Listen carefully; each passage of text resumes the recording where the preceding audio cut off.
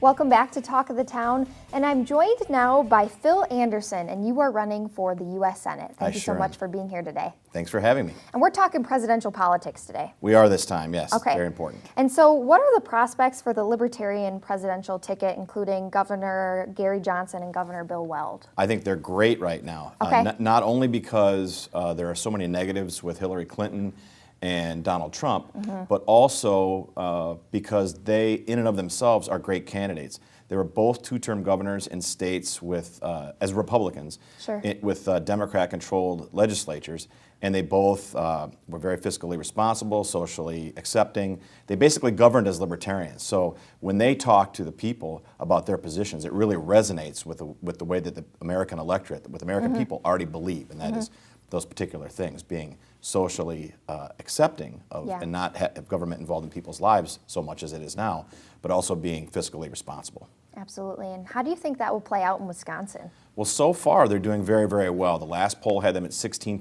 Okay. There was only one poll, and they haven't been mentioned in a lot of polls yet. But as that plays out, I think they'll do very well. They've got a lot of earned media since the convention on Memorial Day weekend, and the more exposure they get, the better they do. So that should leverage itself into more and more support in the polls, and hopefully a spot in the presidential debates in September and October. Now, what role will you play in that election campaign in Wisconsin? I will be one of the coordinators or the chair of the campaign. We haven't figured that out yet based on the other people that are going to be involved. But I'll be definitely involved as the vice chair of the state Libertarian Party, as well as at the top of the ticket right now in terms of statewide campaigns running for United States Senate. I'll be involved and probably be their spokesperson in the state. I couldn't be more excited to be supporting them and them supporting me. Now, how about what are some of the major challenges for libertarians in Wisconsin during this particular election cycle?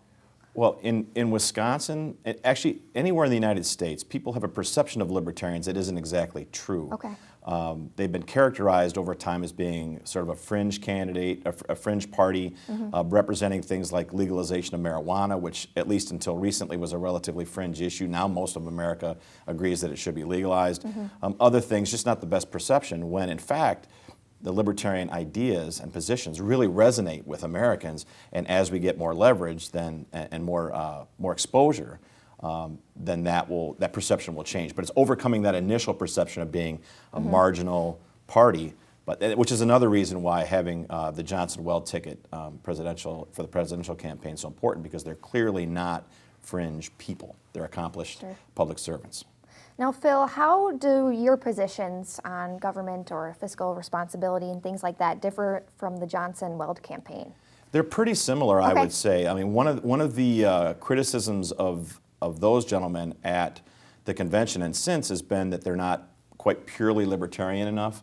Okay. But they've also held positions where they were executives, not legislative. So when you're a governor or a president, you have to be able to make decisions and be responsible for the operation of the entire government to a certain extent, and not free to just vote your conscience the way a congressman or a senator would do.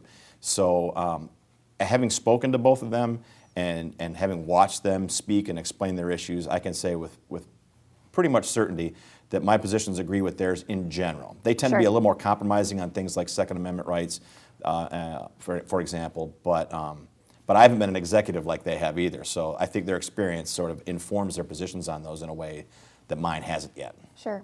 Now, I know you kind of touched on this too, but what is some more stuff that people should know about libertarians, or maybe they don't know really what a libertarian is at all? What do they need to know to understand it? It's actually quite simple. Being a libertarian is very, very simple. It starts with the idea that we've all been taught since we were little, and that is you should mind your own business and take care of yourself and not get involved and harm other people. And that's pretty much what it is. You know, it's a very central idea, not a fringe, not far left or far right, where we respect people's right to live their lives as they choose, and as long as they're not interfering with other people's right to do the same thing. And that informs every single issue that comes across the table, whether it's foreign involvements, economics, social policy, whatever. That's the central idea, and that resonates with the American public.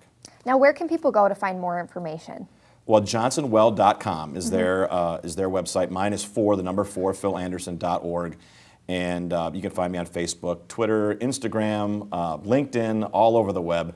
You're connected. Yeah, we are, definitely. That's a requirement in this day and age. Well, thank you so much, Phil, running for the U.S. Senate. Thanks for being here today. Thanks for having me. And thank you for watching Talk of the Town. Find us next time only on Channel 57.